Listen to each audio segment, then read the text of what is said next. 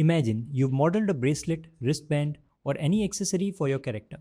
Now you want it to stay attached to the arm even while the character is being animated.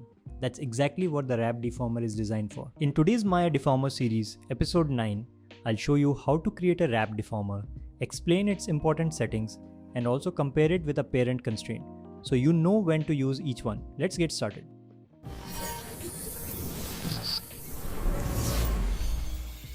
Wrap Deformer allows one object to follow the deformation of another object.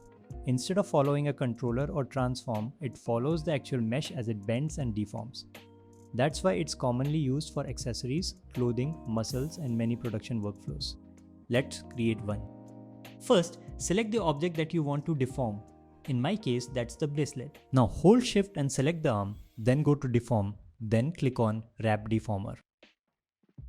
Now, when I move the wrist controller, notice how the bracelet sticks perfectly to the arm even while the mesh is deforming. Now, some of you might be thinking, can't we achieve the same result using a parent constraint? Let's try it. I'll delete the Wrap Deformer and create a parent constraint using the shoulder controller.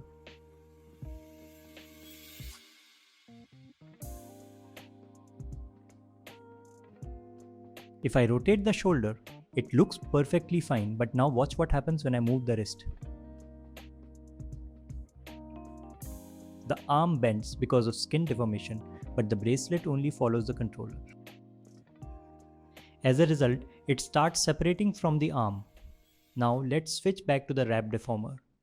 This time, the bracelet follows the actual deformation of the mesh, so it stays attached throughout the animation.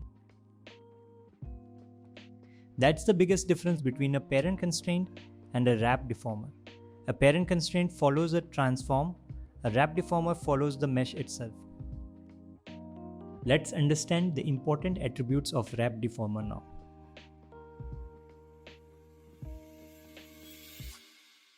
Envelope controls the overall strength of the Wrap Deformer.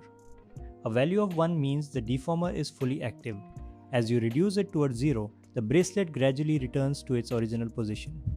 It's useful when you want to blend the effect or compare the wrapped result with the original mesh.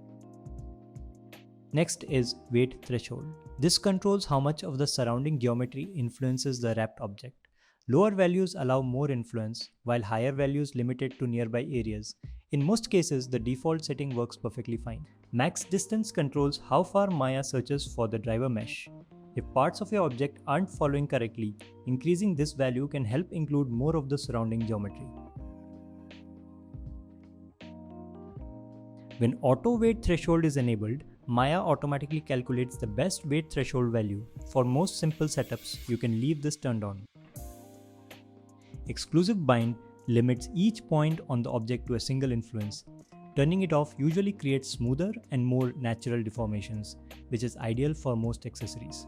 Finally, fall-off mode controls how the influence spreads through the object.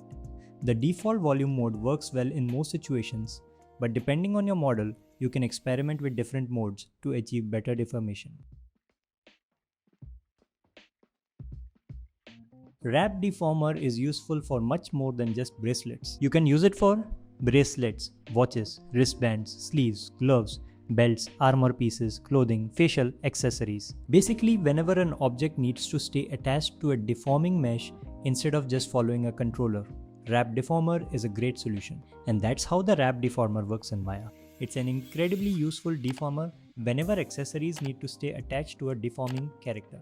If you found this tutorial helpful, don't forget to like the video, subscribe to the channel, and hit the notification bell so you don't miss the next episode of the Maya Deformer series. Thanks for watching, and I'll see you in the next one.